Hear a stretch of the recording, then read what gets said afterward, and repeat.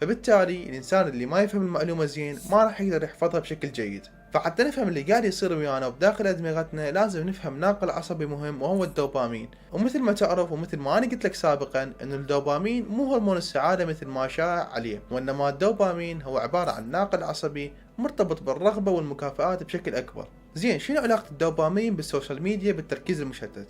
خلينا أفهمك وحدة وحدة. قديما هذا الهرمون كان ينفرز عند أجدادنا وآبائنا لما يكملون مهمة صعبة، مثلا صيد أو أداء مهمة صعبة أو قراءة كتاب وفهمه أو حل مشكلة معينة، فكان ينفرز هرمون الدوبامين لما تسوي شي صعب. بس بوقتنا الحالي لما تقعد على السوشيال ميديا وتفتح الريلز مثلا أو الشورت، مثلا طلع لك الفيديو الأول عجبك أخذ الدوبامين، الفيديو الثاني ممل وبطيء فما عجبك فقلبت، والفيديو الثالث صادم ومشوق، فانت هنا راح تظل تباوع وتاخذ جرعه من الدوبامين. فاللي قاعد يصير هنا ان دماغك قاعد يتعود على جدول من المكافآت العشوائيه واللي مو محسوبه، فانت ما تعرف الفيديو الجاي ممكن يعجبك وتاخذ دوبامين او لا وتعبره. وهاي الطريقه يا صديقي هي اسرع وسيله لبرمجه الدماغ على ادمان سلوكي.